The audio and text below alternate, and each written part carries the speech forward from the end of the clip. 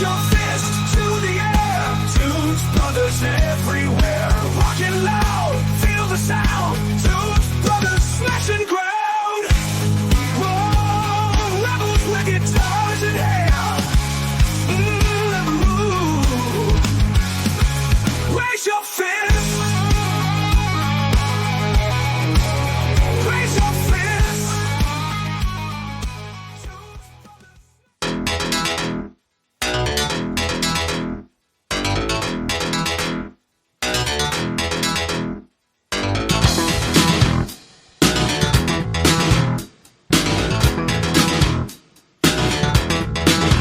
I put my hand on your...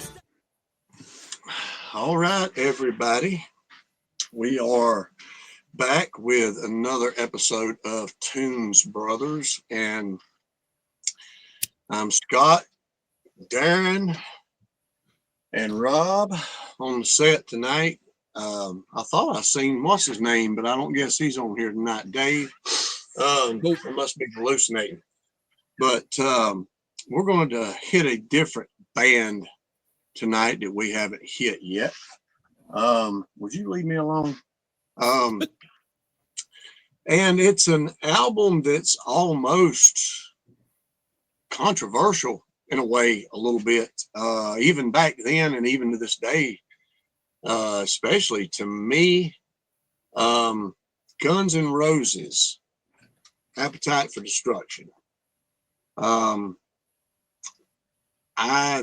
This listen here for me, I'll just go ahead and give my take. Very interesting to say the least. Back in the day, this was a masterpiece. Now, and I give them credit. There's a lot of songs on here, and they don't, they deserve credit for putting an album like this together. I ain't going to take that from them. But some of the songs on here were not quite as good as I thought they were, or I liked them back in the day, I guess you could say. But some of them are still really good, and some of them are just overdone. Y'all know what the hell I'm talking about. So, but for a debut album from a band that I didn't really understand as a little bit of time went on after the album was released, why, what was so different and mesmerizing about this band? They didn't look much different than Faster Pussycat or LA Guns or a lot of the other bands that was out at the time, so there's a lot of questions behind this band. You could go on and on. Why this, why that? But anyway, a very solid album. And all those people out there that want to put this album, I've heard it on podcasts before, kind of like Back in Black. Don't. No. It's not a hair on Back in Black's ass. So, that's all I'll have to say, but it is a good album with some great songs on it, but more filler than what I remember. That's my take. All right. Well, when I first discovered this band, it was MTV Welcome to the Jungle video. And this had the same impact on me as Smells Like Teen Snatch from Nirvana. It was fucking horrible. It was noise, and I didn't get the fucking hype. Of course, Sweet Child comes out with, at the time, an epic guitar intro, and to most people it still is.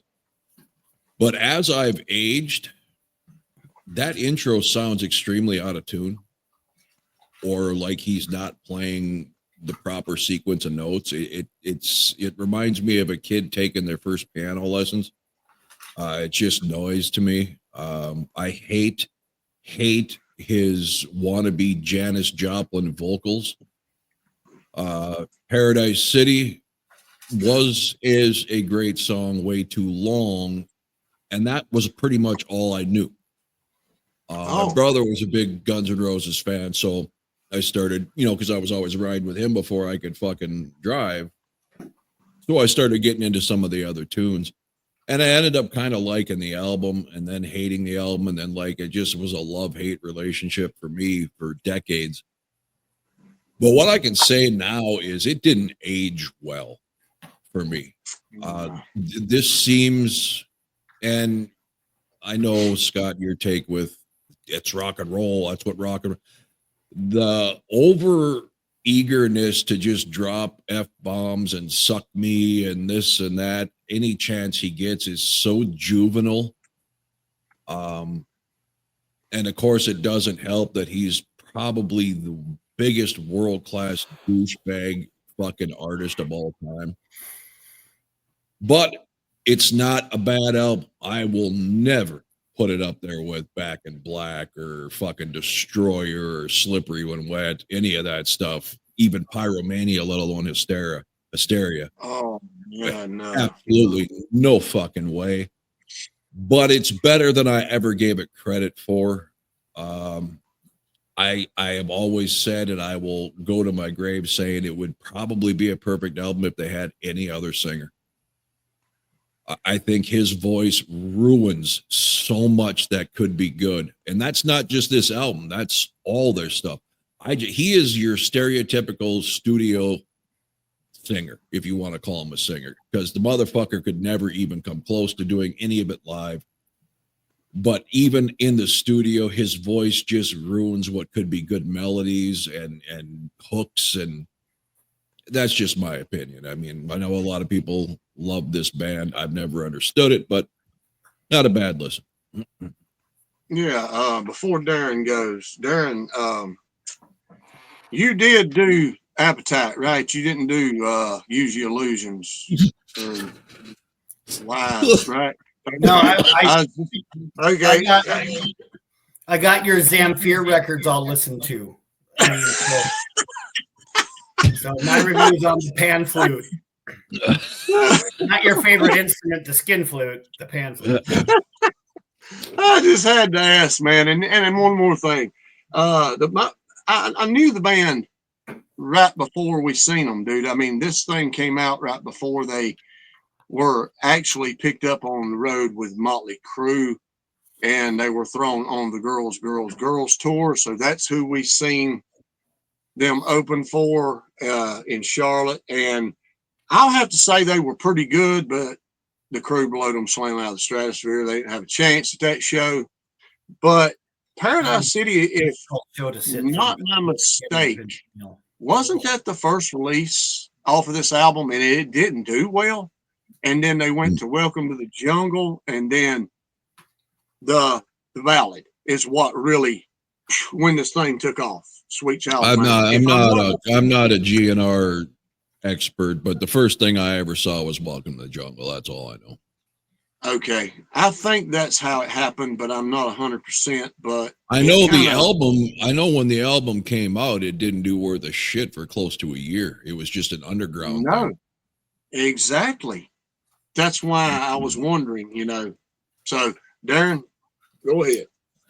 Yeah, I agree with a lot of what Rob said, right? To me, I didn't understand the hype back in the day.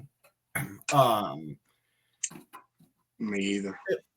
So it's not like I didn't listen to it. Obviously, I hung out with enough people who liked it, listened to it. Like I said, Axl is too whiny at times, and I never did like his prima donna attitude.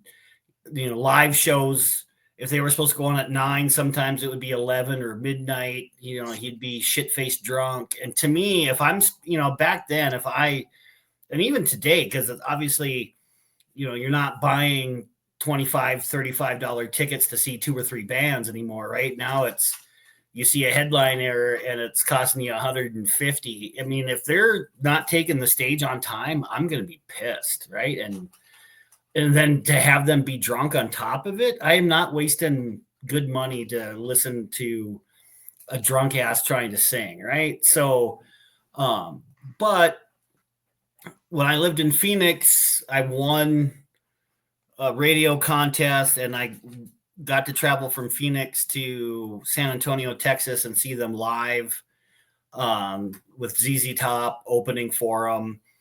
And it wasn't a bad show. I'm not saying it was a great show, but it wasn't a bad show. They played for 3 hours. I mean, there was no chemistry between him and Slash, right? I mean, occasionally they would meet up center stage or whatever, but it just, I mean, I think they were in it for the money, obviously. Absolutely. I mean, it made $1 billion, but again, it wasn't a bad show.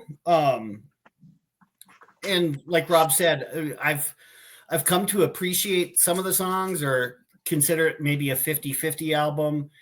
The only way that I could compare it to anything like any of the albums that Rob had mentioned is just in sales, right? I mean, 18 million albums sold. I mean, you can't argue with that success. I mean, I can question how, because it's, again, I don't care for Axl, but to each their own. But it's still, like Rob said, it wasn't like that when Gangbusters, when it came out.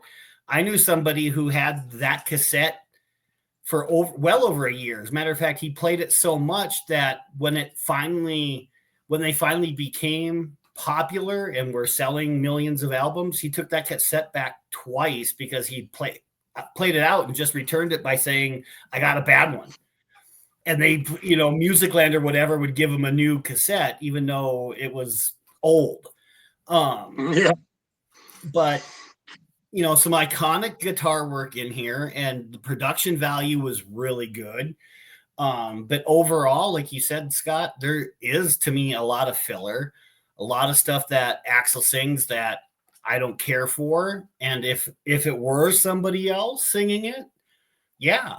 But I think part of the charm here is, right, this came out in 87, and although they may not have really done much until 88, I mean, popular wise, right, that, hair metal was the big thing on the scene, and this was something completely different, right? Raw, unfiltered. Yeah, it had a lot of swearing, so I think that, I think we've talked about it before. It's just cheap pop, though. I Right. hate that That's it's part of like the sales. NWA or Two Live Crew. It's just, let's just fucking give the kids all Yep. the F-bombs and sex references, and then they'll buy it.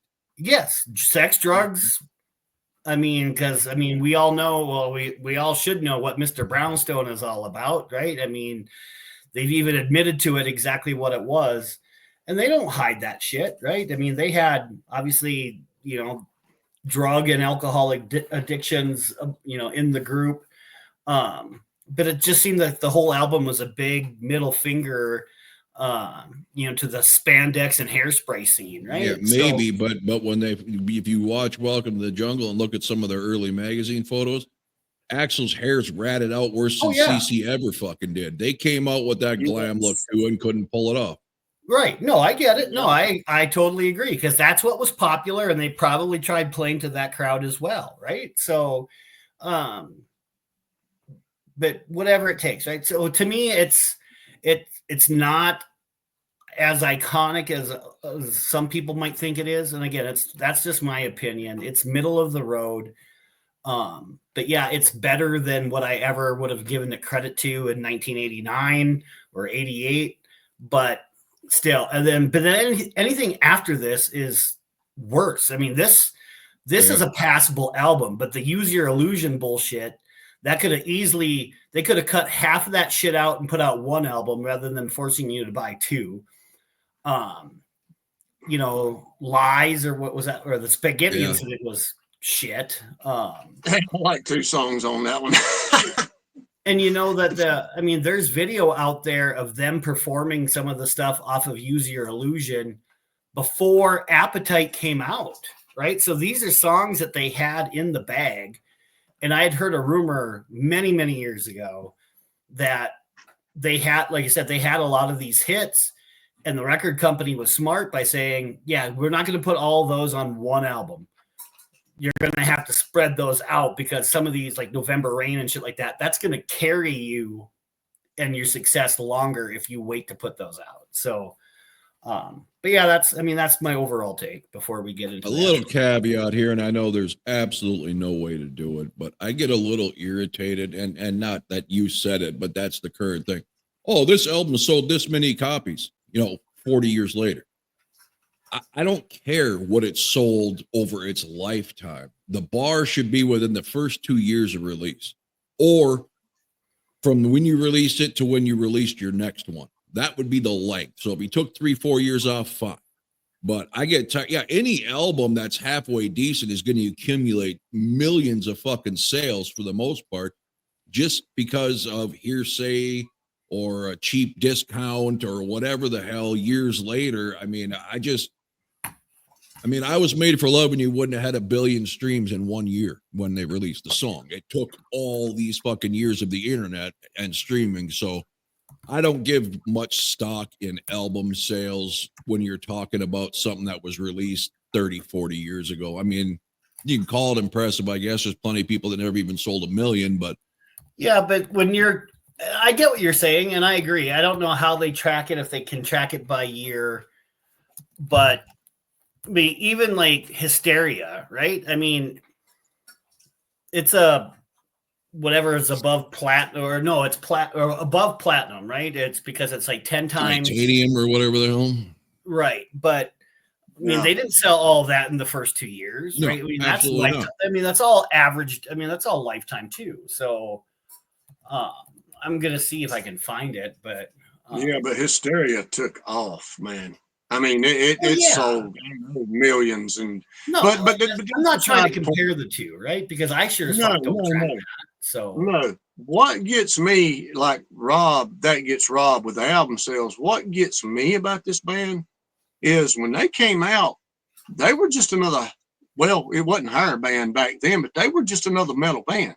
Yes, they had protruding hair. Yes, they had eyeliner and makeup all over their fucking face. I got posters to fucking prove it. They literally had tight leather spandex shit on too, man. I mean, I don't understand where. I mean, I hear people, even famous people on interviews and stuff, saying they were, different and all this shit. How the fuck different was they, man? They were just another metal band to us. And I'm not saying that in a way. I mean, it was a raw rock song, but so was Faster Pussycat. So was LA Guns. There were a lot of bands that fit that mold. I mean, but I think, yes. Yeah, but I think LA Guns was a little bit more bluesy. Not that first album. Yeah, but they got some bluesy in their shit too, man. I mean, what I'm trying to get at here is, don't sit here and say these guys were undiluted, okay? Because they were diluted straight out of hell, bro. They hit with the right time, with the right songs. I don't know what kind of fucking look you could say they hit with. They look with a rock and roll look. I mean, I didn't see nothing or find anything spectacular about them when I first seen them, but I will say, not being hypocritical, yeah, I wore that fucking tape out too. I mean, we listened to the hell out of that son bitch, but we done that with any fucking thing. It was new. Yeah, right, dude. I mean, if it was good, it stayed in there, bro. It doesn't go by year, but I can tell you that. Okay, so the album came out in '87, and it doesn't say how many album sales it had in '87, and I don't know exactly when it came out in '87, but in '88, it was the 6th best-selling album in the U.S. In '89, 2 years later, it was number 5. So in '89, it outsold what it did in '88. Well, yeah. But then what happened when Lies came out? What's that? What happened when Lies came out, though? I mean, people are now buying that one. See, and I love Lies. Believe it or not, I like that one. I do. That one only sold. That one sold less than 6 million overall. But damn, 6 I'm million. I'm not trying to take away the album sales. I'm just saying, when people say, "Well, this album sold, 16 million copies or whatever," I'm like, yeah, but how long did it take? I mean, Right. Well, people tend to say that with this impressive tone in their voice, like it did it overnight when it came out. Yeah. And that's just not the Yeah. case. right. No, so they Yeah. they basically stopped tracking like the Times Platinum in 2008, which is 20 years, right? And it was 18 million then. Since then, 17 years later, it sold another 12 million. So Appetite's up to 30 million total, right? So yeah, I mean but Use Your Illusion 1 and 2 each around 15 million, right? So that it sold half as much overall as Appetite. That brings in a whole nother argument, though. I mean, when somebody is considered one of the biggest bands in the world, they could put a fart track to a drum machine and sell 1 million copies just based on reputation before people realize it sucks. Too late. They bought it based on the prior stuff. And then you got your diehards like us, me and Scott, Kiss idiots who'd buy anything they put out, and whether we regretted it or not. I mean, so it is impressive. I'm not making that argument. I'm just saying that over time, sales mean less to me. Right. No, I agree. But the quicker people find out that it's not that great, I mean, album sales are going to die and drastically, right? I mean, I think it's exactly what happened with Slave to the Grind. I mean, it opened at the number 1 spot, right? It debuted at number 1 in sales based off of their predecessing album and the first single. People go out and buy it, then listen to it and go, then the word gets out, hey, this isn't as good as that first single. It's not as good as their first album. And sales dropped drastically, right? But that didn't happen with Appetite. And I'm not trying to defend it, right? I mean, I'm not here to defend this album. You don't have to. It's a great album. It really is, considering none of these fucking guys had any clue what room they were in when they fucking wrote and recorded this shit. So it is an impressive feat. I just think it's a bit overblown. Well, yeah. Yeah. And the one thing that gets me is, now look, I've got nothing against Guns N' Roses except Axl's a piece of shit. That's pretty much, I can't stand that guy. So, but I'm going on what I hear. I'm trying to not put my biases into this. I try to do that with anybody that we do. But when you take a regular rock and roll band, is what they are, and you try to make it like they reinvented the fucking wheel or something, that's when I have a problem with something. You know? They act like they revolutionized metal, and that is not even close to accurate. No, it's not like they discovered a new genre of music, right? No. Like you said, they're just a rock and roll band. And yeah, like I said, a lot of things came together. Like I said, they put out a really good album. I don't think it's as iconic. And like, again, that's my opinion. I don't think it's as iconic as a lot of people will say it is, just because, again, and it doesn't, and just because I think Axl's a piece of shit too, doesn't mean I'm here to rag on the album because of that. No, absolutely. I'm being completely some of the music just isn't good to me overall. And it's mostly because of Axl, not anything. And another point I will make, before we move on to the list, when someone's considered such a legendary act, you know what goes into a lot of that? Time off. Guns N' Roses was fucking out for 2 decades. I mean, it took Axl Rose 10 fucking years to put out Chinese Democracy. I mean, think of that. So yeah, when they reunite, it's like Kiss. Kiss in makeup or without makeup was pretty much dead in the fucking water before that reunion. Put the makeup on, which hadn't been seen in 20 years or whatever, biggest band in the world. And that's why I get a real bad taste in my mouth for other reasons, but like Bruce Springsteen or the Eagles, all these guys setting attendance records. Oh, they're still selling out fucking arenas and stadiums. Well, yeah, they play a handful of shows every 7 or 8 years. Right. I mean, Yeah, but I when you agree. bring up Chinese democracy, I took a quick peek here. So that didn't come out until 2008. The last album I think that had come out prior to that was new was the Spaghetti Incident in '93.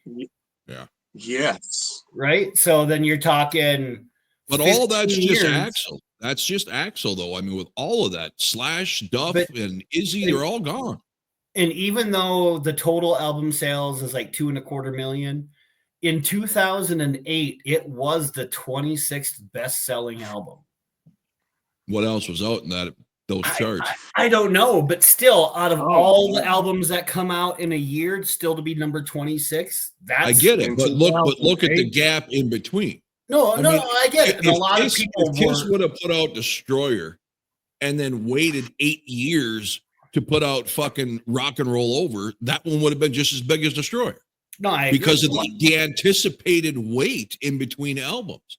No, I get it. Like even I, and never being a big fan at all of Guns N' Roses. I mean, I didn't go out and buy it, but I downloaded it when it came out.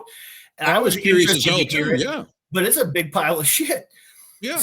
It is. But when you It is. but when you think Axl from the biggest band in the world, or one of them, took 10 years to write this, you're thinking, holy fuck, this is going to be unreal. No. No, and that reminds me of, with the exception of Sonic Boom, Kiss putting out Monster. That's Guns N' Roses putting out Chinese Democracy. It sucks. Yeah. So, All right, man. Scott. Number 12. Number 12. Now, I will say I did have a little tough time with this. It wasn't too bad, but then again, some of the songs, and I'm going to be probably a lot different than you guys on here. I don't know how y'all look at these songs, so mine's going to be a little different, and some of them from Wear and Tear. Just going to be honest, that's just the way it is. So, number 12, in my opinion, the song that I never really did care about at all, it's definitely a filler on this album, is Think About You. Axl doesn't really have any, what do you call it, swagger with his voice. His light singing voice, or his soft side voice, is fucking horrible.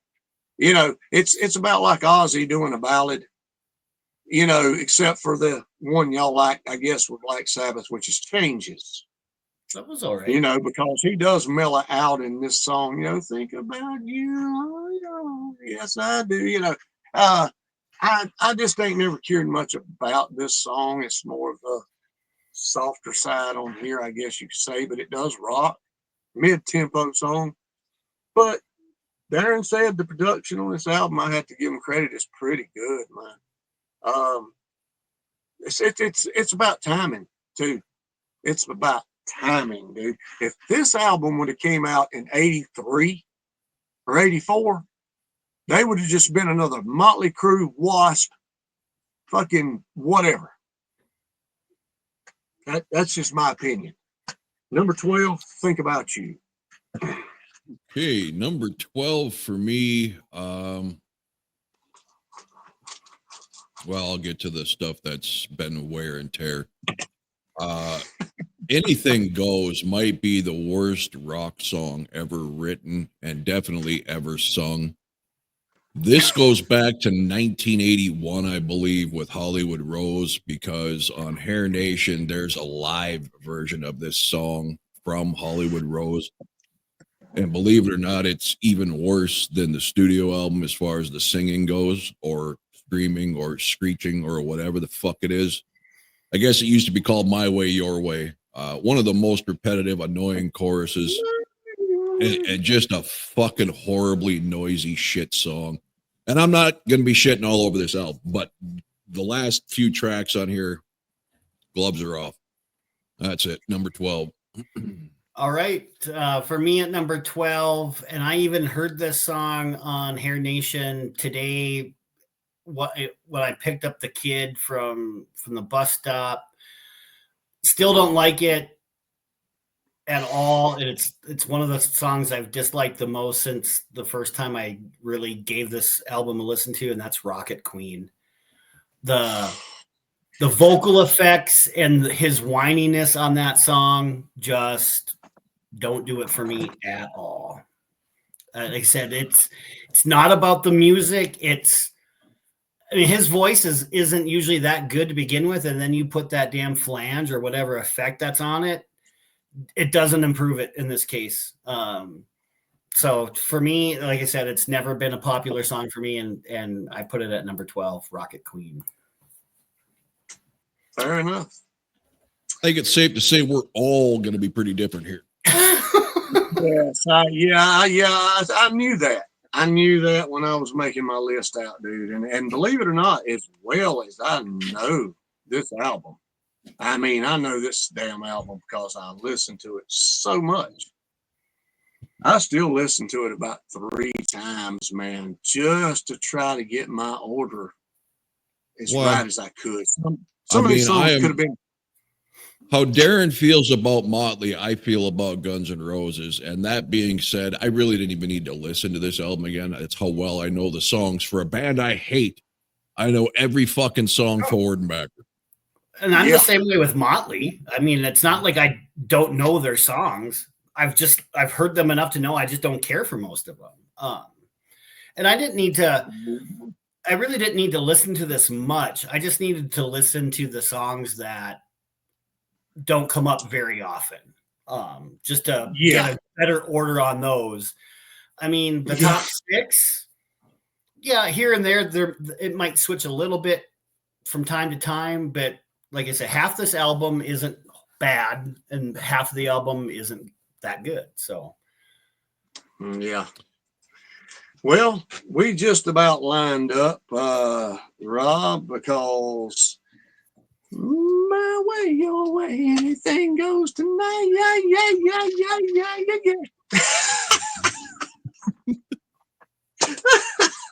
Hey, man, it's one of those songs that I ain't never been crazy about much on the album. But back in the day, I guess we were guilty as anybody else, as any other masterpiece that we thought was coming out next or whatever, but when something else came out that was awesome, this one was took out, man, and the other one was put in. But anything goes. Yeah, it's just filler land right now. But I will say this in defense of the band and whoever put the songs on here and whatever, or chose the songs. They're not bad fillers, in my opinion. Like kind of like AC/DC with their fillers that don't get no love. I don't really think it's a horrible song, but it's not the greatest song either. So, yeah, number 11, anything goes tonight. All right. All right. My number 11 is another hit sandwich. You're Crazy, where he clearly just wrote this song so he could say fuck a lot and think he was cool. Remember those studio shot or those live video shots? Even in the videos, you could see him stuffing his fucking crotch with a big old sock and fucking. Yeah, I hate this fucking tool bag more than life itself. I mean, it's just to truly hate someone to their core that you've never met, you have to have a lot of information, and I've got plenty. But You're Crazy is a fucking horrible song. Even the music in this is terrible. Right from the jump, it's just a terrible fucking song. So there you go. Well, you don't have to really hear much because you see how he shows his ass, and such a prick he is. So yeah. We might not be as far off as we think. Maybe one here or there, but I'm matching up at 11 with Scott. With Rob's number 12, anything goes. And all I have in here is the chorus blows. I mean, I don't need many notes for this song because, maybe after he's loaded up on heroin, maybe anything did go for him. But that song sucks. I agree. Yeah. Okay. All right. Number 10. Yeah, see, they could have trimmed the fat on this album too. Just like we say about everybody else. They're no exception. Sure, absolutely. And this one might fry some brain cells. And I want everybody that's listening out there and or watches this that are hardcore. I know hardcore Guns N' Roses fans. They know that I like the band. I like some of the music from the band. Let me put it that way. And there is members that I do really fucking love. You know, the drummer, the original drummer, Adler. I love that dude. But anyway, this is one that I don't care if I ever hear again in this life or the next. And I damn near would rather hear Rock and Roll All Night live than to hear this. It's Welcome to the Jungle, man. Yeah, it was good when it came out, in my opinion. I thought it was hard, edgy, rocky, you know, just everything you wanted in your basic hard rock metal song, man. But damn, dude, overplay straight out of hell. You can't do anything without hearing that song everywhere. And Wear and Tear has done a number on that one for me over the years. And it ain't aged well, in my opinion. So that's my number 10.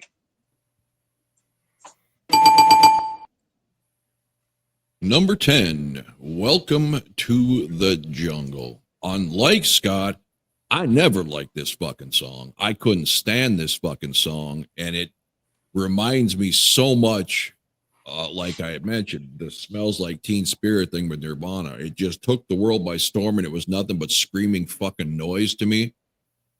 You clearly get to see that Axl doesn't have an original bone in his body because he's showcasing all of his Janis Joplin moves that he made famous. And let's not forget, he gave us the gem vocabulary term, na knees. This guy's a fucking invalid moron. You just, the song sucks, right? Right from the beginning. Whoa! He's like fucking some kind of horrific, airy fucking scream. It's just a fucking terrible song. And then it goes in that breakdown, which is just a bunch of fucking pick scraping on the fucking string. This is just noise personified, man. I hated this fucking song. I've always hated it. It never grew on me. All right. Awesome. My number 10 is the song You're Crazy. My notes say it's not the worst song, but it's pretty damn close. It just seems rushed. Yes, and the extraneous swearing for no reason, right? But to me, it's fast, and it seems like he's pushing it too hard. But it's, to me, this is noise again. So You're Crazy is number 10. Yeah, I guess I have a little bit more of a sympathetic bone for You're Crazy than y'all do. I actually like the redo of it on But the next but you one. also liked Mob Rules, so we'll give you a pass. Damn right. Okay, number 8, number 9. 9. Already getting off. I didn't give Darren time. But anyway, one of my favorite songs on here when it came out. That's how disheveled this damn album here is. And probably pound for pound, the hardest punching song on here. It's the chorus that I found out this time that drug it down for me. And it's My Michelle. And it's, like I said, it's a powerful fucking song. I can't deny that at all. I mean, the drums, dun, dun, dun, dun, dun, dun, dun, dun. I mean, it's got a hell of a riff to it, man. I give them credit, but I wore that. Well, you got to give him credit for the genius to try to find something to rhyme with Michelle. Well. I mean, he couldn't Yeah. find one word. He had to use one word 3 times, but he pulled it off. Yeah, he did geniusly somehow. But the music is more on my side in this song than the lyrics. But back then, I just loved the power of the song, and I guess that's what, it was one of my favorites on there. And I was like, why the hell ain't they releasing this? But anyway, that's it. Number 9, My Michelle. All right. Number 9, Mr. Tough Guy, Out to Get Me. Yet another song where you can suck me, and poor heroin addict Axl Rose, the cops are out to get me. Man, I'm so picked on and put down and misunderstood. Fuck you. Lyrics usually never matter to me, but this album just emphasizes how absolutely brain dead and fucking one-dimensional this douche is. If it isn't drugs or telling the authorities to fuck off, he's got no material, right? He's a fucking complete dipshit. This song is so annoying. It's like a kid learning swearing. Oh, you could suck me. Oh, okay. And I'm not a prude, guys. Drop an F-bomb, I'm all for it. But have it make sense and have a purpose to emphasize something. Not just say it to think you're cool. It's so junior high. This whole album, fitting that it came out basically at the end of my junior high, time in school, because this is exactly personified. Junior high wannabe rock star loads, talking tough and whatever. Yeah. Number 9, you guys touch tips at number 10 with this one. Sweet Child of Mine. Not much else. Sweet Child of Mine. We did Welcome to the Jungle. Oh, I'm sorry. I'm sorry. That's what I meant. Welcome to the okay. I don't know why. I guess that one's not too far down yet. Welcome to the Jungle at number 9. Yeah, it's something that I never really.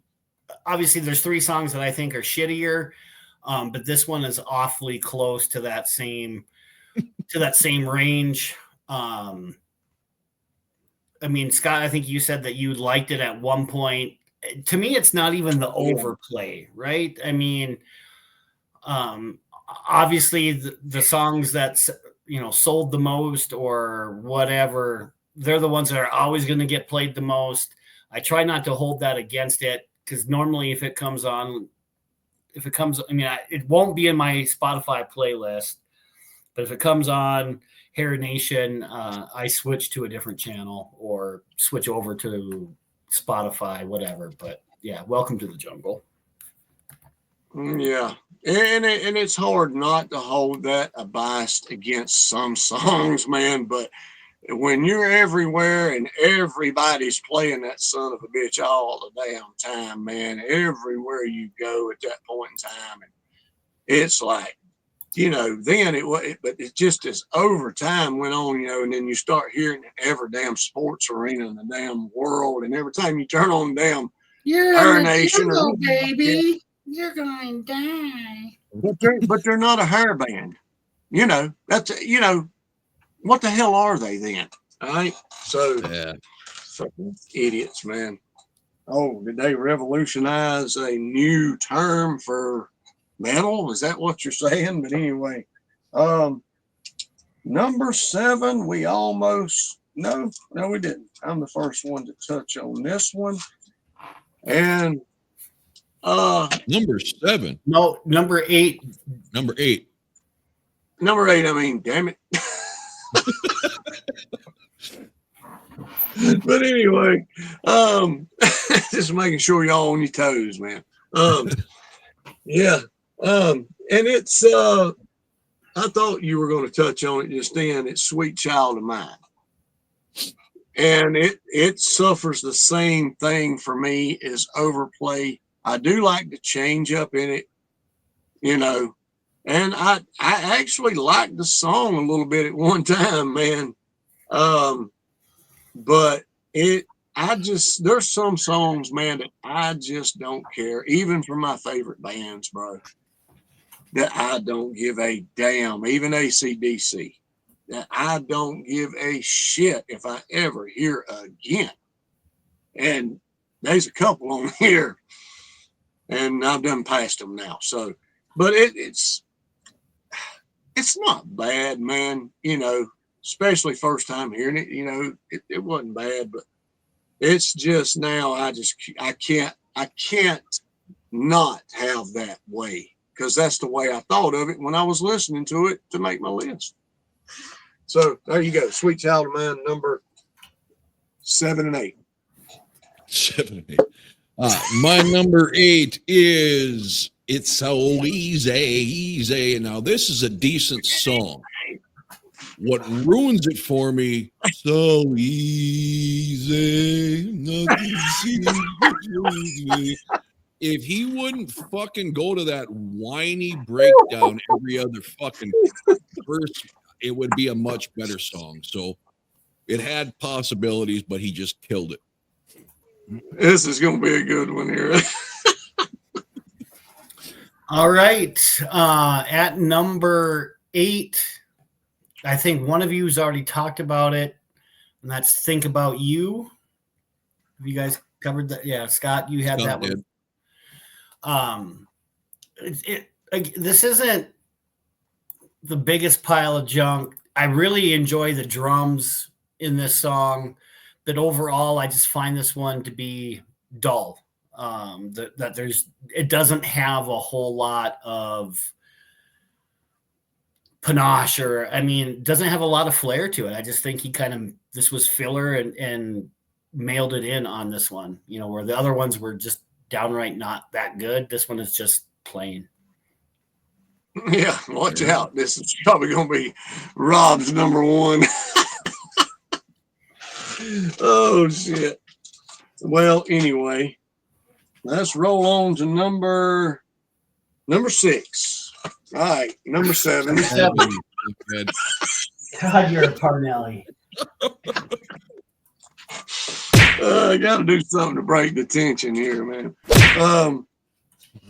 Anyway, now this one was a very, very high track whenever I first got this in the first year or so.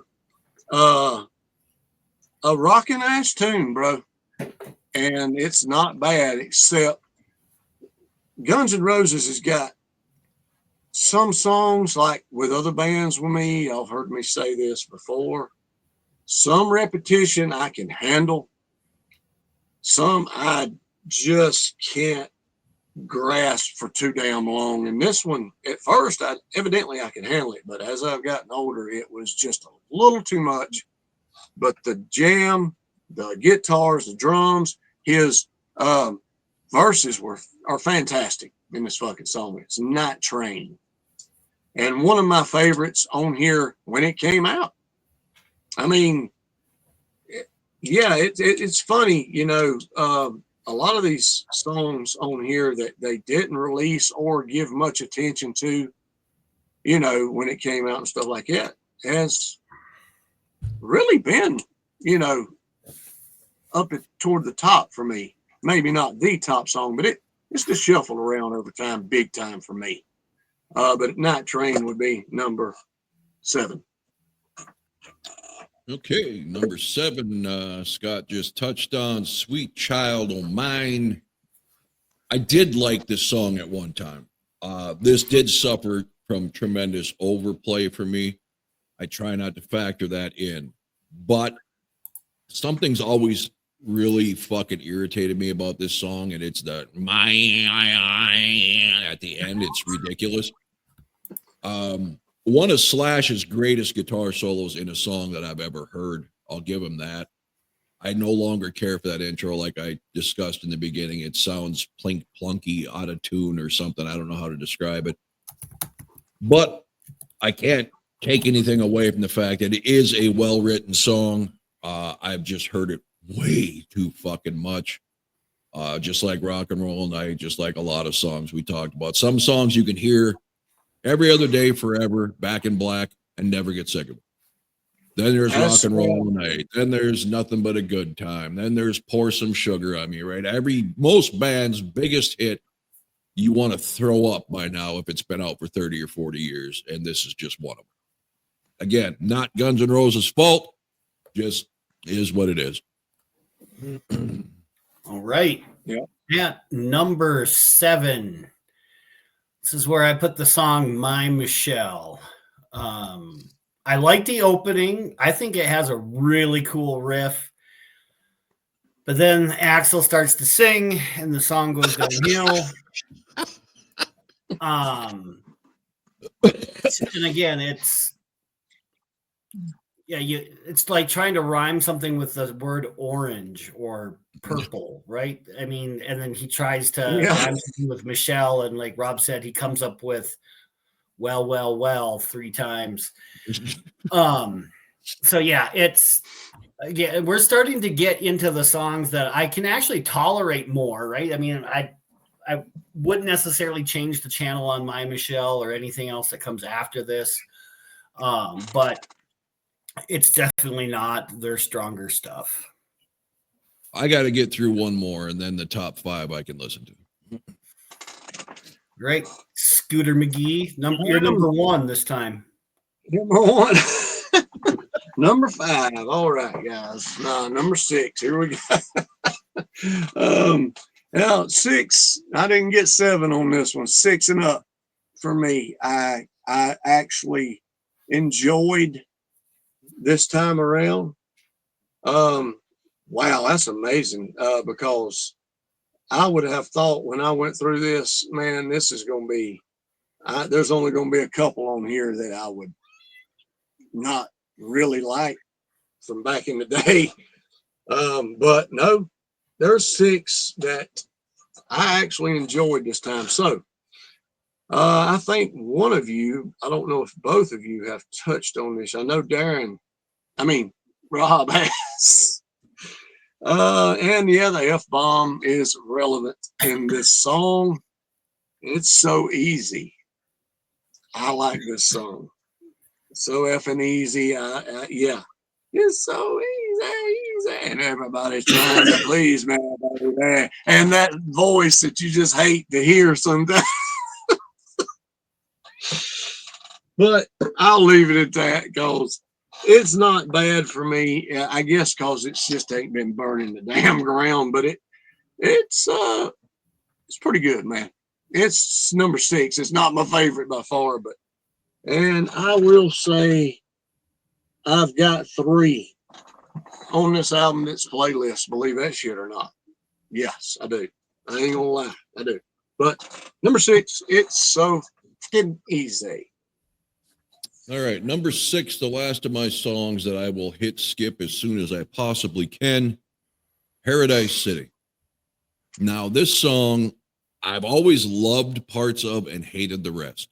Much like Kansas Carry On My Wayward Son, right? A beautiful song until after the chorus, and it goes, dun, dun, dun. It doesn't even fucking fit. Goes on for like 3 fucking minutes, goes into another beautiful chorus and verse, and then it goes in like a 9-minute fucking jazz fest. Terribly misguided song, right? That could have been just beautiful. Paradise City's intro, fucking amazing, man. That is some melodic shit from Slash, one of the greatest riffs. As soon as that whistle blows, it all goes to shit until the chorus. And then it goes to shit until the chorus. How do you go from that beautiful melodic to it's like, when did Metallica start subbing halfway through this song? Terrible. But even the good parts I can't listen to anymore because I've heard it way too much. All right. Number 6 on my list is the song Out to Get Me. Again, this is another cool opening with strong guitar work from Slash, but his delivery doesn't do it for me on this one, as well as the extra swearing. I mean, I get it. I can overlook that often enough. But in song, in this song for me, it starts to wear on me. And again, I'm not a prude either. I probably swear more than any other human I know. I mean, Yeah, it's not offensive, right? It's just to the point where you're like, right. Jesus fuck, you ain't got I nothing mean, better to fucking put it. But like Scott said, it fit. It's so easy. It right. works. It's just a quick slip in, so fucking easy. But Out to Get Me is fucking over the top, ridiculous. Same with You're Crazy. I just think it's whatever. It's your time. Crazy. No, I don't. My synopsis on these songs were pretty short and to the point. I felt. I mean, this song. I mean, everybody's going to have a very strong opinion of their own of this album by now. I mean, most people I think that are tuning into our show have probably heard this album a lot in their lifetime. That we're probably not getting any Guns N' Roses virgins on here. So, but yeah, I mean that basically wrapped up my story on Out to Get Me anyway. All right. All right, number 11, Scott. Number 11 is another one I like, and I know I think Rob has touched on this one. You may have too. Both of you may have done wiped your feet with this one. I can't remember though, so don't hold me to that. I like this song, and it's not because of the F-bombs. It's his voice change on this song, man, is not bad for me. It's You're Effing Crazy.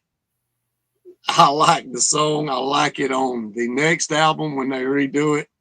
I think it might be a live track on the next album, but it's not bad. But yeah, man, I've always kind of dug this song. Years ago, it would have been down the list further though, because all the hits would have probably been in front of it because I had not burnt to a crisp yet. But yeah, You're Fucking Crazy is number 5. Not playlist yet though. Well, my 5 through 1 I can listen to. Spoiler alert, none of them would ever be on a playlist. I think one song has ever made my playlist ever, and that was I Used to Love Her off of Lives. Yeah. That's about the only Guns N' Roses song I've ever had on a playlist. My but wife number hates 5 it when I play that one. What's that? My wife hates it when I play that one. I like That's that and one. Wasted Rock Ranger from Great White. Same kind of vibe.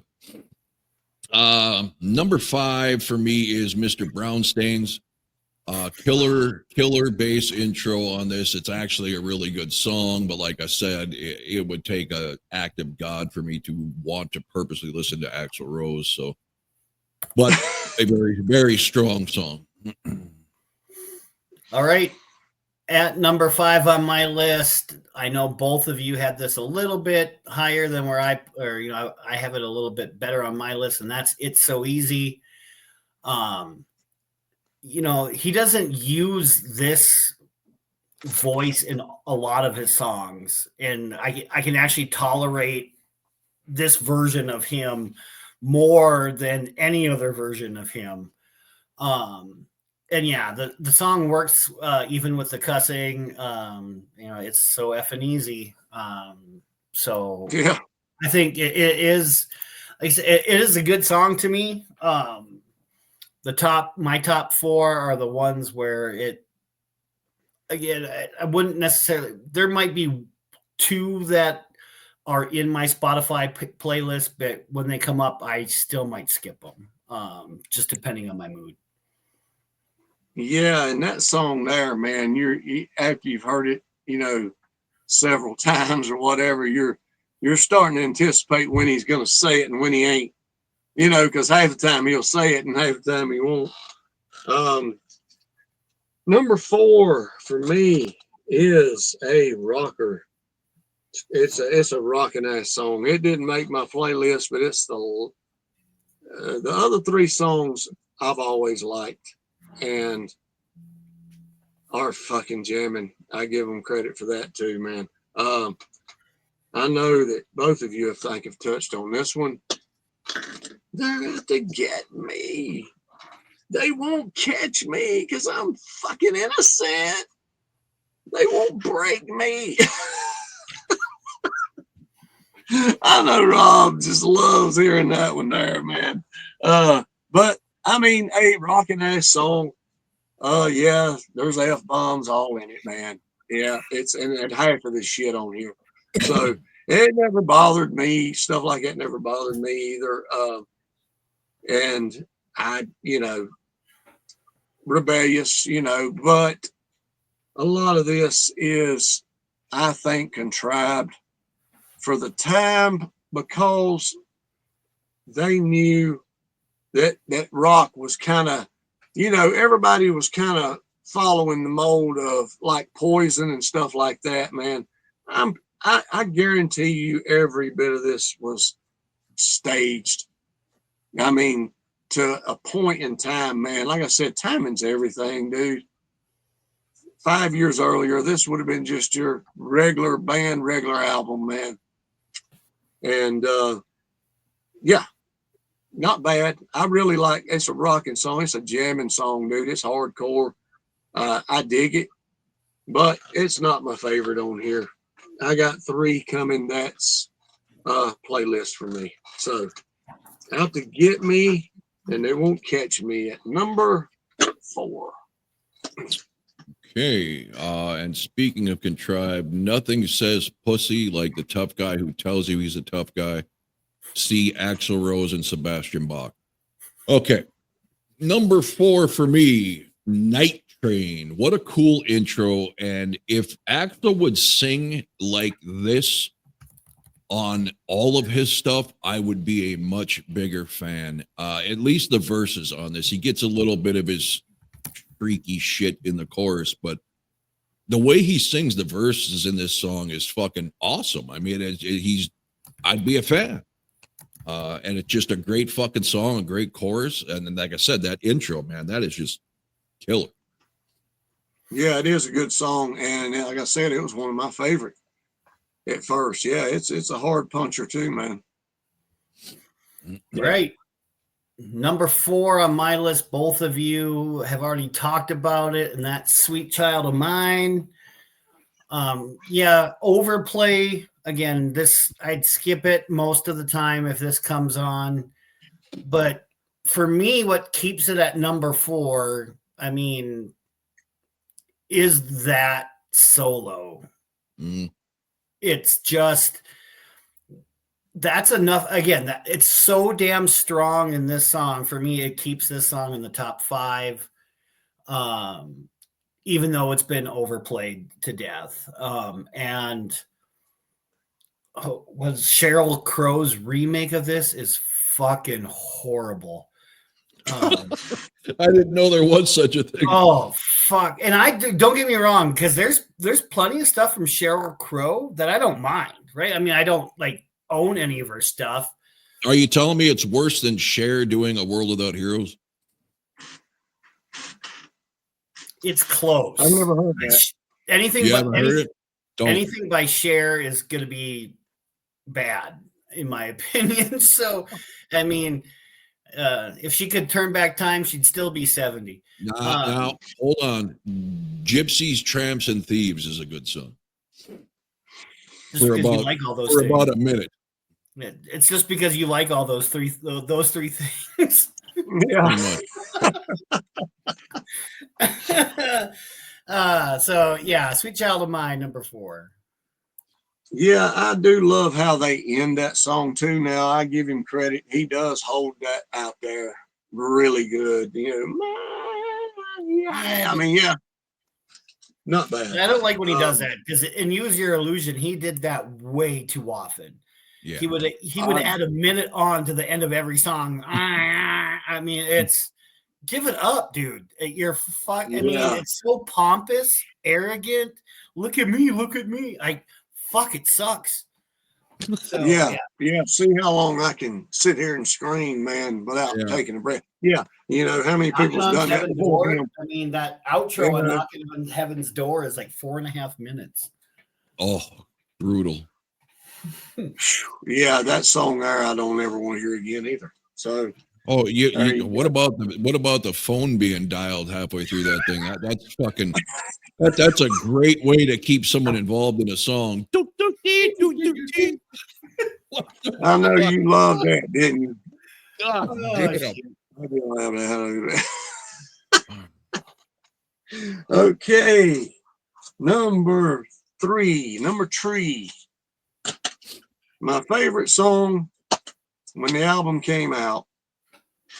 It's dropped a few notches since then.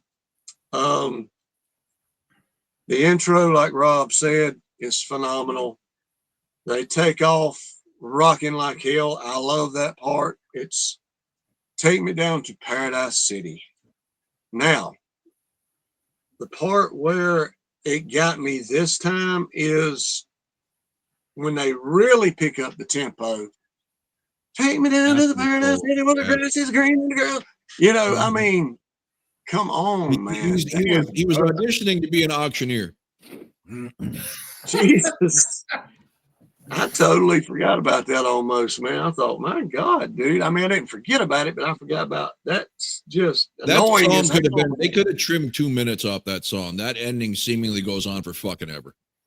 That would have been a phenomenal song, in my opinion, if they would have trimmed that hard rocking part off. By you know, I'm usually the opposite with that, but damn, dude, he is just trying way too hard, way too fast for him. That was kind of the start of it, right? Their goddamn long songs, because you go into Use Your Illusion. I don't think there's anything under 6 minutes on that fucking album. Oh, that's such a That's horrible. dreadful. And your That's a fucking dreadful. brother would Mhm. crank that shit. Mm-hmm. Oh, fuck it. Sucked being at your place with when your brother turned on Use Your Illusion 1 and 2. Oh my God. Sit there and listen to Civil War. Oh God. November Rain. Oh my Oh God. Jesus Christ. That is like, That's that the should have been way- on Chinese Democracy, and they should have titled it Chinese Torture. I mean, that's like the water drip Yes. thing, that November Rain. It just fucking never ends. Oh, it don't, man. Oh my God. And you know, to be technical about it, that's when their look really changed. Not on this, they look like all the rest of the bands. That's what I don't understand. But anyway, number three, Paradise City. All right, number three, no matter how contrived and hard they had to work to get a rhyme, well, my Michelle, my 3 and 2 are simply 3 and 2 because he's actually showing signs of being a singer. These are melodic songs, this and my next, and they've got good melody to them. Is his voice perfect? No, not even close. But he's not trying to be that screaming, screeching ass child. He's actually trying to sing. And it really, I've always liked that song and my number two for that reason. It's like they didn't fit on the album. It was like a lighter side of Guns N' Roses. All right.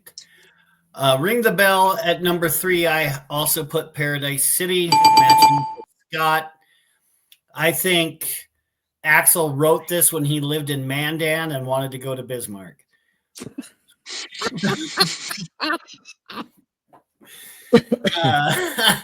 No, it's the intro that does it. Yeah, is the song perfect? By no means, right? I mean, there are parts of it you both talked about, the speeding up towards the end, the chorus isn't always the greatest, right? But again, I've enjoyed the song. I mean, when I first listened to the album, that's one of them that stood out to me, and it's always kind of stuck with me in that way. So I put it at number 3. Yeah, and it stuck with me too, man. Like I said, it dropped a couple, but I knew it wasn't going to drop far. Now, these next two songs, to me, for some reason, I don't know why. I know this thing's produced the same all the way through, but they sound relevant. These two here, for some reason, Paradise City, I still like it, but these two here sound to me not dated. I know it probably don't make much sense, but to me they don't. But anyway, something we've all done at one point in time or the other is, at number 2 is Went Dancing with Mr. Brownstone. And he just won't leave me alone. And I'm telling you right now, man, I love his groove on this song, man. Everybody knows what the hell's going on. Everybody knows what he's talking about. I mean, it's relevant. I've never danced with Mr. Brownstone. I don't know about you. You said everybody's done it once or twice. I've never danced with Mr. Brownstone. Just so you know that. But anyway, yeah, I mean, yeah, he sings this one in his you're crazy type voice. It ain't, or it's so easy type voice. It's so easy, yeah. Yeah. And I do like that voice on him. And we've been dancing with Mr. Brownstone. It's put together good, man. I mean, it really is. The lyrics are put together good in this one, even though they're talking about, drugs, man, rock and roll. They do got it all in here, man. But it comes out good with this one, man, right here. I really dig this song. Always have liked it. And it's a damn rocker, man. I enjoyed the hell out of it. So we're getting better, guys. That's all I can say. I ain't gonna say there's nothing gonna be fantastic about this video, but it's getting better. Number 2, Mr. Brownstone. All right, number 2, Think About You, Poet and Didn't Know It. No surprise, this is up on the list for me. This is the closest they have on this thing to a ballad, basically. But even at that, it's, up tempo. But again, like My Michelle, there's melody, something missing. Even the songs I like, there's not much melody to a Guns N' Roses song. These two songs, Think About You and My Michelle, are the exception for this album. All right. Well, ring the bell because I matched with Scotty again. I too have the Heroin song, Mr. Brownstone, at number 2. Again, I like it. Wait a minute. Look, I ain't never danced with Mr. Brownstone. I just sat and shut up. I've never even done pot, so no. I've danced with Mr. Brownstone on the cocaine side. Now, I've never danced with Mr. Brownstone. I've never done heroin, so I know they're talking about heroin, but I think they're talking about a little bit of both. I didn't graduate from Cheech and Chong High like Scott did. Do they call it brownstone because heroin liquefied is brown? Is that what the deal is? Well, it does, and when you cook cocaine from its white powder and you get all the dilutants out of it, man, because it's white, it cooks up into a little brown stone too. See, when you smoke it, when it's crack. Shows how much I know about drugs. They all. I mean, but there's an interview with Axl, and he comes right out and says it's heroin, right? I mean, so I and understand. the band did. I mean, you even listen to it, right? I used to get up at at 7, and now I get up at 9, or then I used to get out of bed at 11. I mean, 11, yeah. That's what it was, because you used to do a little, and then a little wouldn't do it, and a little bit got more and more, right? So that's it. You start out with a little bit, and then all of a sudden you're not getting that same high, so you increase the dose. Here's the irony of the whole thing. He wrote that song describing what a horrific fucking nightmare it was, but continued to fucking do it. Well, yeah. I've never done heroin, but from what I've heard, it's one of the toughest drugs to kick. Yes, I've heard that too, man. And we've all seen it in rock and even roll. though you don't like it, right? You don't like the after effect, right? You're hooked on that high. You hate how you feel afterward, but you still, I mean, you get that damn fucking itch, right? And you get sick when you don't have it. So Yep. But see, this is all knowledge. This is why I don't understand people who use drugs, even pot.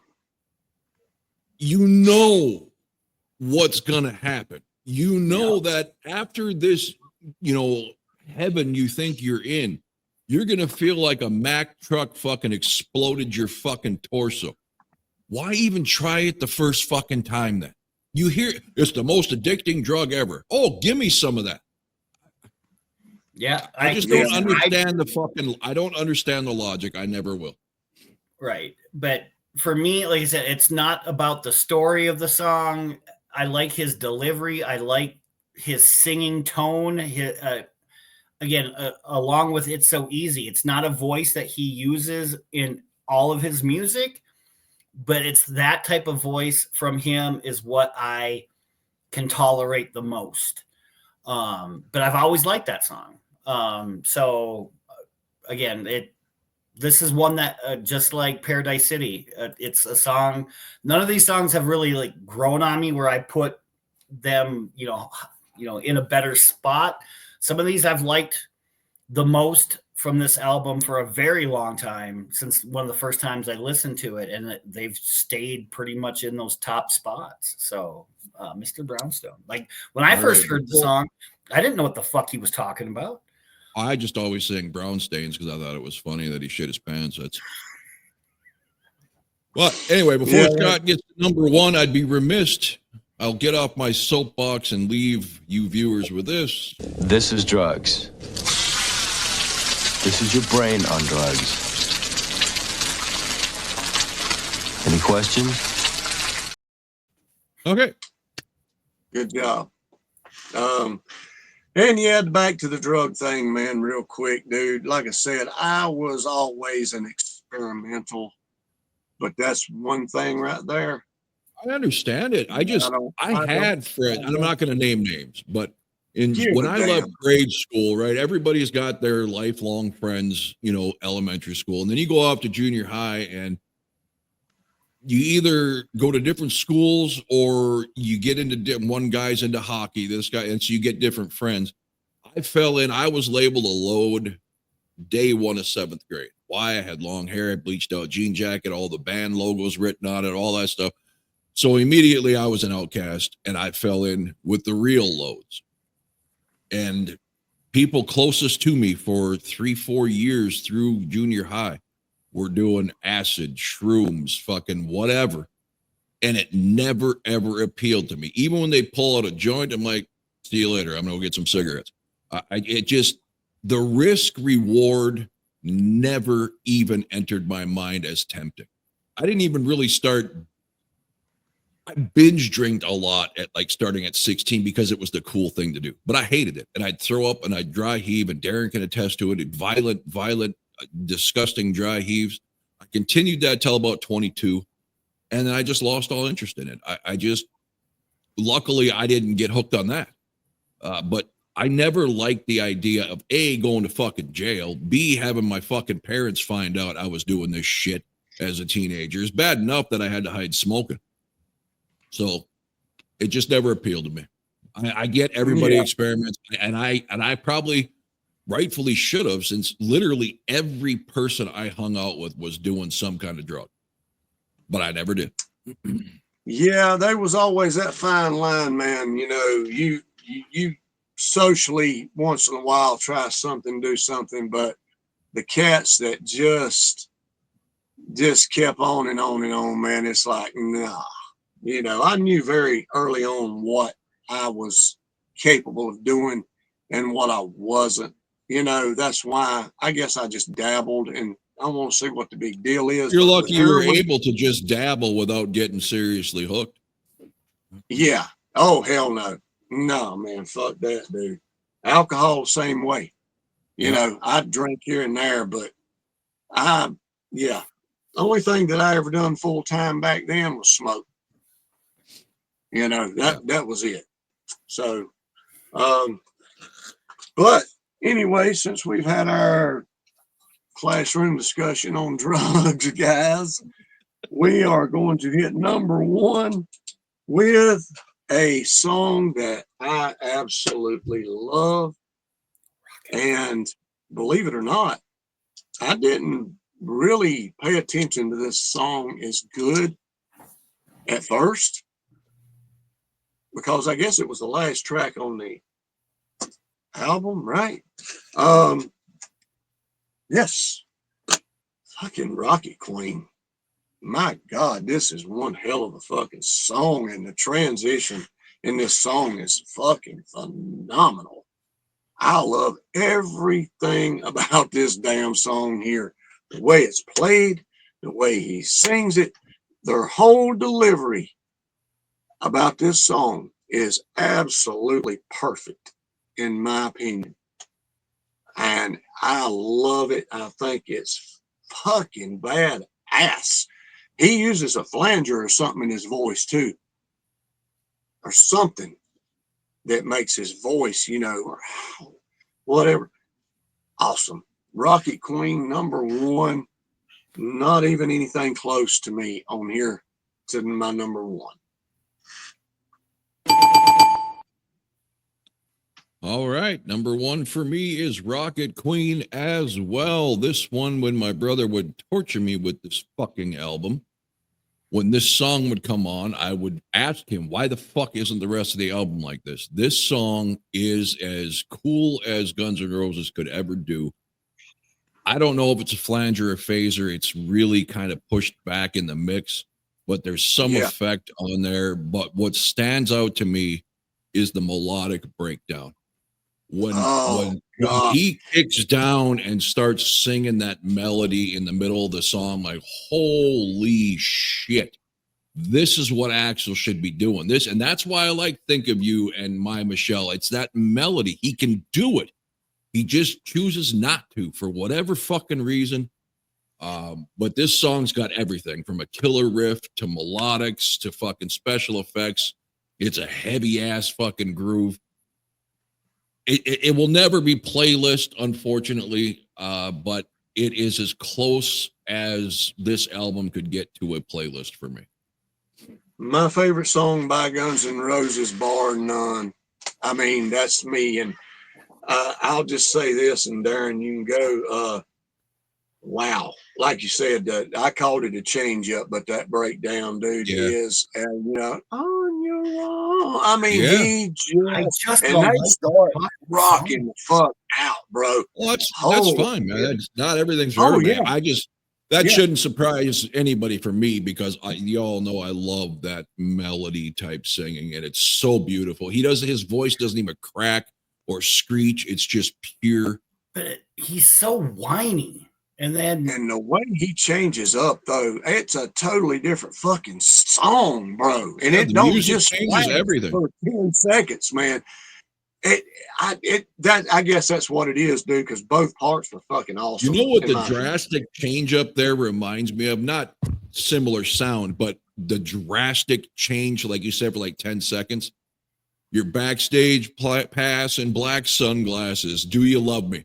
When that goes into that little melodic part and then goes back into the heavy song. And that's all right. Darren's number one. I went with the song Night Train. Good pick. Good. It's a great intro, good vocals with a great delivery on this one. Night Train has been my number one tune on this album forever. So yeah, I mean, you guys have already covered everything about that song, but to me, those are the three things that really stood out. Again, this one, I know that Mr. Brownstone and Night Train are in my Spotify playlist, but I'm not always in the mood for Axl, so they get skipped occasionally. But all right, there we got it. Guns and fucking Roses, Appetite for Destruction, their most well-known, infamous album, deserved or not. If I was going to do any review of any album, this would be the only one I could stomach listening to all the way through. So people are going to start thinking we're going soft just a couple episodes in a row with no fighting. You know, yeah, I'm I mean, not emotionally invested in this album, right? I know. I know. So And that's that's when the I way it was start with the to- last album, right, Scott? That we did. What was that? White Lion. None of us were yeah. overly, passionate about the band, so we're not going to take offense to someone putting something down or whatever. Yeah. Yeah, And when you're not. something's This that isn't one of damn my good, all-time favorite albums that somebody's shitting on, right? So Yeah. yeah, man. I mean, Beautiful. well, when you run into it, you run into it, where you just totally just fucking disagree. But if you don't, you don't. That's why, nothing on here is ever never Contrived. screenplayed, bro. It's right at the moment. And yeah, I mean, this album here, it really didn't matter to me where anybody had anything. I mean, because it's a good album, and it's just according to what kind of axle you are for, basically. The And music's even the phenomenal. songs I liked, I don't like any of these songs enough to go to battle for them. So right. I mean, and I think it was on one of our live episodes, like when we were just testing it out to make sure that it would work and work well or whatever. Rob, you had asked us about guilty pleasures, like what are some albums or songs or bands that we would consider a guilty pleasure that most people don't know that we would listen to it, or something that we enjoy and nobody else does. The other day I went back and I listened to Cracked Rear View by Hootie and the Blowfish. I love Hootie. Their first album, it's fucking phenomenal. Hold My Hand, Let Her Cry. I love all that shit. Yeah. What the hell Look is at going Scott. on? Look at Scott. He's ready to throw up. Oh no, I thought you was fucking with the camera here, man. Everything was doing this. No, you're Side always to that side. ugly. We didn't change it. Oh yeah. I think I got a ghost in here, man, or something. Yeah, ghost. Okay, in the well, that machine. was a good one. Good, productive review on one of the biggest albums in rock metal. I will, we'll talk about it off air. Anything else you guys want to add to this video? Yeah, we ought to get some hits on this one. There's a lot of Guns N' Roses fans out there. But is there a lot of Guns N' Roses fans that give a fuck about YouTube podcasts? That's the problem. I don't. We'll find out. We'll find out. Yeah. All right, everybody. Until next time, thank you all for watching.